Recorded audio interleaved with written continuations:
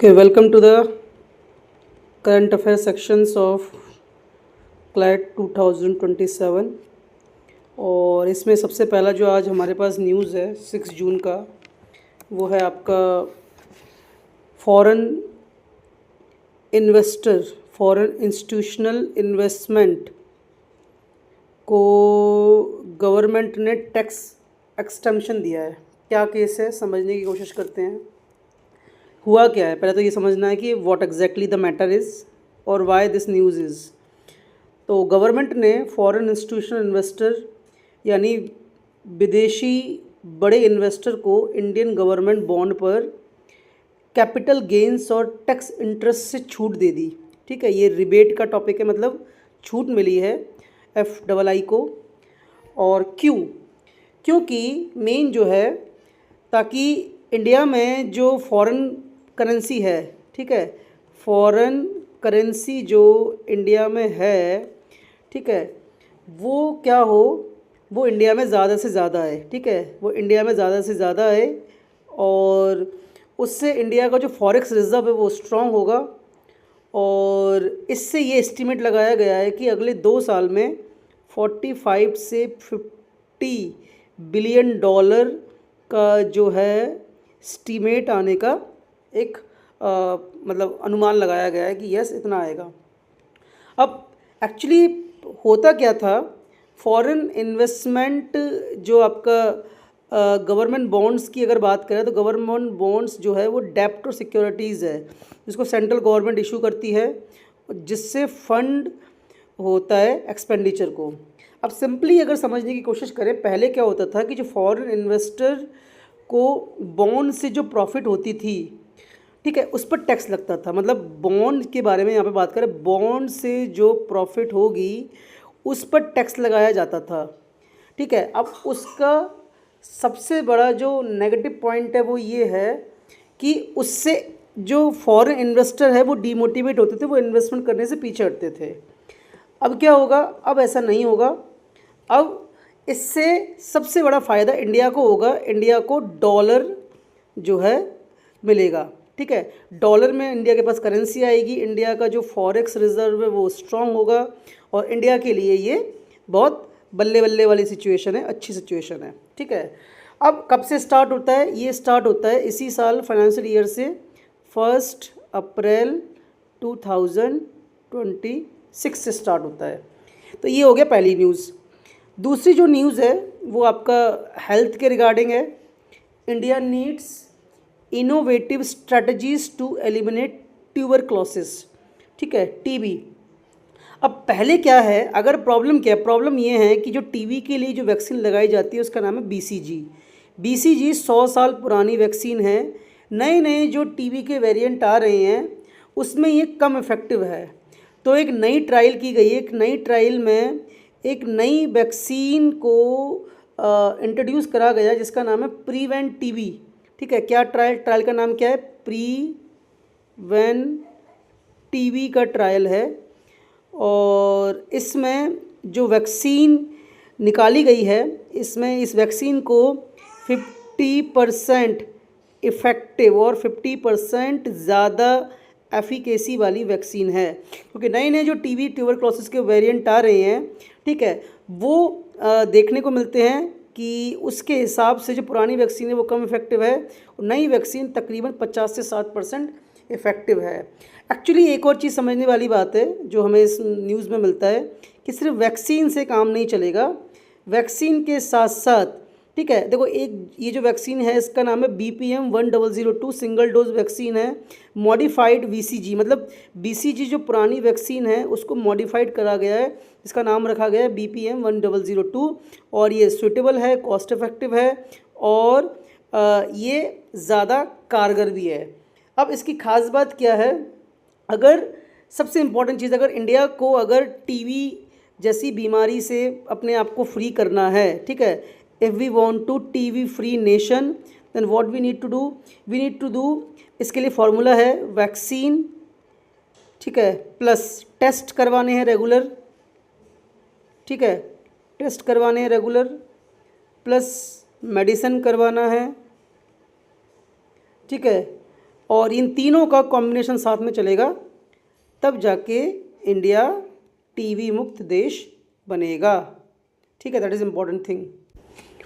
तीसरी जो न्यूज़ है Delhi NCR clean mobility scheme के नाम से है, जिसमें जो ओल्ड टारगेट्स है, ओल्ड जो ट्रक्स हैं उनको टारगेट किया जा रहा है और मेन जो पर्पज़ है एयर पोल्यूशन को कम करना। It is a fight against air pollution.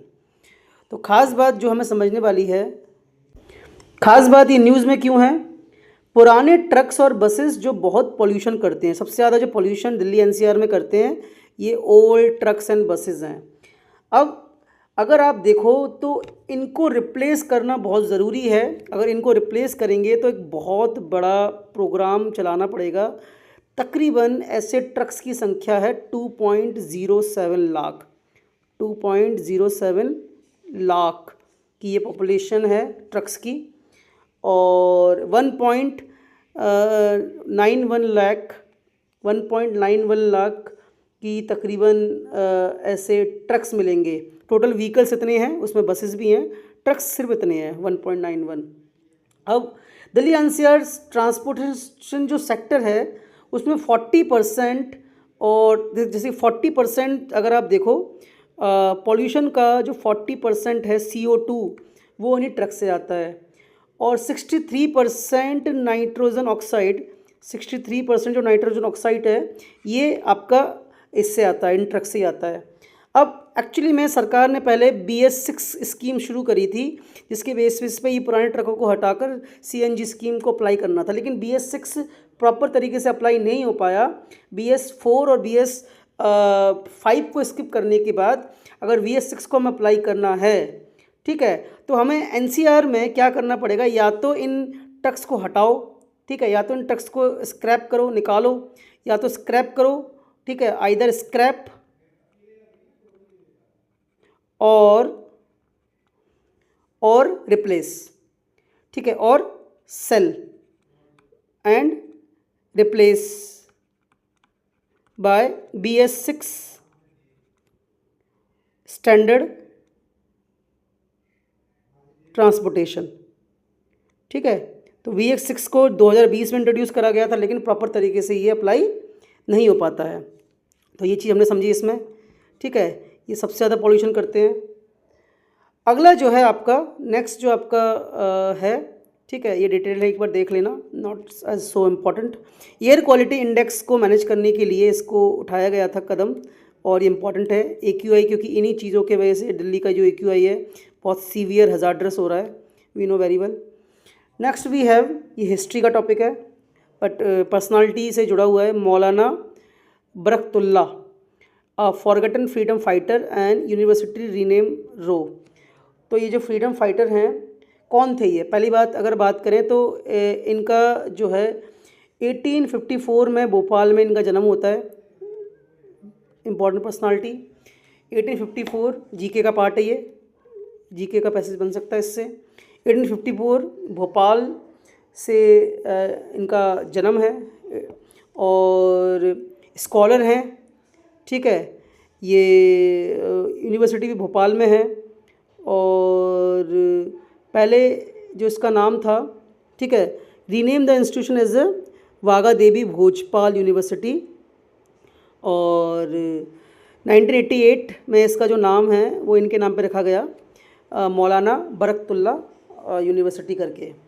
तो ख़ास बात क्या है, ख़ास बात ये है कि जो 1988 में जो भोपाल यूनिवर्सिटी का नाम उनके नाम पर रखा गया, अब इसको दोबारा से बदलकर बागा देवी भोजपाल यूनिवर्सिटी कर दिया गया है, क्योंकि नाम बदलने की जगह लोग ये मतलब एलिगेशंस दे रहे हैं कि नाम बदलने की जगह उनकी जो लेगेसी है उसको प्रमोट किया जाना चाहिए।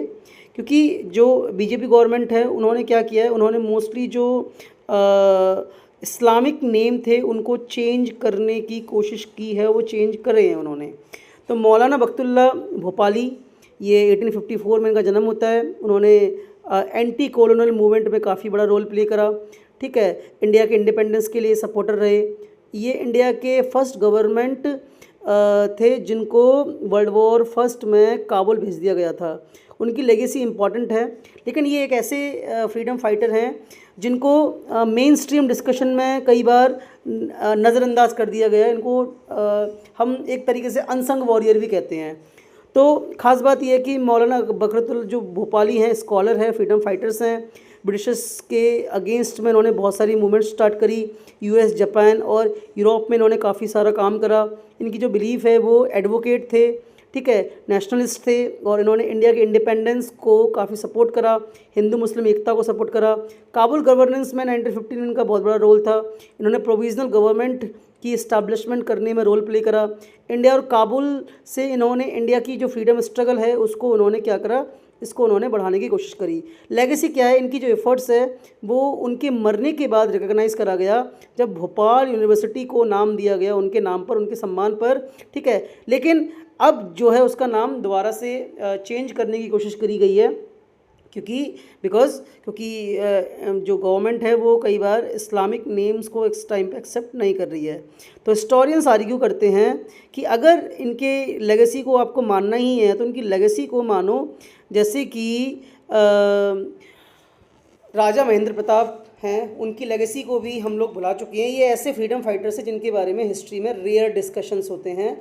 दे are not the part of mainstream freedom struggle, ठीक है। फ्रीडम स्ट्रगल में इनको कोई ज़्यादा पार्ट नहीं मिला, ठीक है। अगला है एल नीनो। एल नीनो एक जोग्राफिक टर्म है।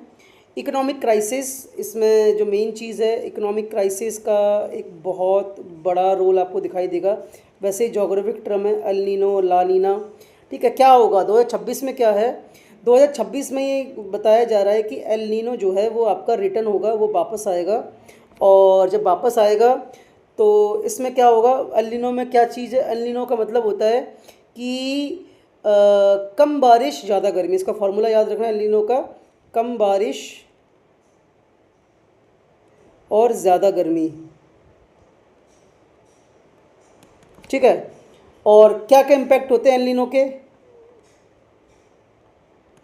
एल नीनो का जो इम्पैक्ट है वो है आपका खेती पर हिट होगा, फसल कम, कॉस्ट बढ़ेगी।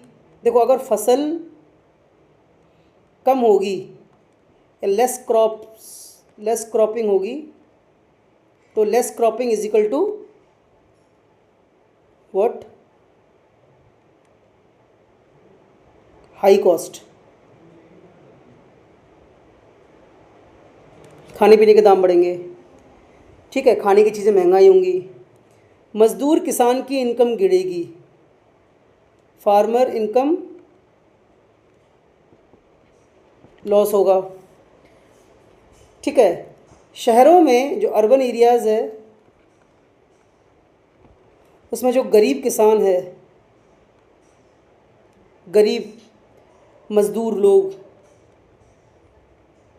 मज़दूर people, they will suffer a lot, that is important. अगला जो न्यूज़ है आपका, ठीक है, ये हमने डिस्कस कर लिया इसको। आरबीआई एमपीसी रेपो रेट 5.25% पर होल्ड क्यों कर रही है? आरबीआई की मॉनेटरी पॉलिसी कमेटी ने ये डिसाइड करा कि भाई हम जो रेपो रेट हैं वो 5.25% पे होल्ड करेंगे, ठीक है। एक्चुअली में इसका मेन जो कॉज है वो है आपका वेस्ट एशिया में वॉर,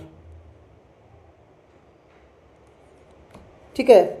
वेस्ट एशिया में वॉर चल रहा है और ग्लोबल अनसर्टेनिटी है बहुत ज़्यादा, ठीक है। What we can observe, global uncertainty. आपको एक काम देता हूँ मैं, आप रेपो रेट क्या होता है इसको एक बार सर्च करना, व्हाट इज़ रेपो रेट, पता होना चाहिए, ठीक है।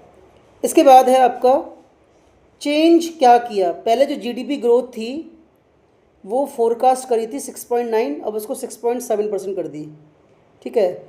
फाइनेंशियल ईयर 27 में इंडिकेट करा गया था वीकनिंग आउटलुक, जिसके बेस पे जीडीपी ग्रोथ पहले हमने एक्सपेक्ट करा था 6.9%, नाउ इट इज़ 6.7%, तो यानी कि उसको घटाया गया है, ठीक है। अब ये जो आपका क्यों करा गया है, अनचेंज क्यों करा, इसके पीछे का जो रीज़न है वो ये है कि भाई ग्रोथ आउटलुक वीक दिखाई दे रहा है, ठीक है, और क्रूड ऑयल प्राइसेस में डिस्टर्बेशन है, सारा का सारा वॉर की वजह से है। इन्फ्लेशन रिस्क ज़्यादा दिखाई दे रहे हैं, ठीक है। फाइनेंशियल ईयर 27 में जो इन्फ्लेशन रिस्क है वो 4.6 से 5.1% तक हो सकता है। फ्यूल प्राइसेस बढ़ सकते हैं।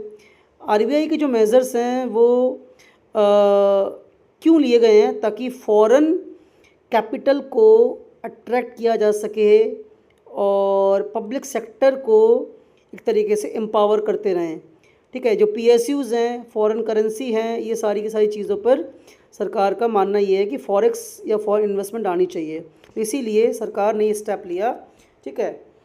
Jayaprakash Narayan bird sanctuary, Jayaprakash Narayan bird sanctuary को 100th रामसर साइट का नाम दिया गया है, रामसर साइट का नाम दिया गया है। Recently Jayaprakash Narayan bird sanctuary जो है इसको हम सुरह ताल भी बोलते हैं, इसका दूसरा नाम क्या है, सुरह ताल, सुरह ताल भी इसका नाम है। जयप्रकाश नारायण जो वर्ल्ड सेंचुरी है उसकी खास बात क्या है, इसकी लोकेशन कहाँ पे है, इसकी लोकेशन है उत्तर प्रदेश, ठीक है। इसको सुरह ताल भी बोलते हैं। ये नेशनल पेरिनियल ऑक्सबो लेक है, ठीक है। पेरिनियल का मतलब होता है हमेशा पानी रहने वाला। इंपॉर्टेंस क्या है, critical wintering ground word along the central Asian, central Asia से यहाँ पर वर्ड्स आते हैं, ठीक है, इतना इंपॉर्टेंट है।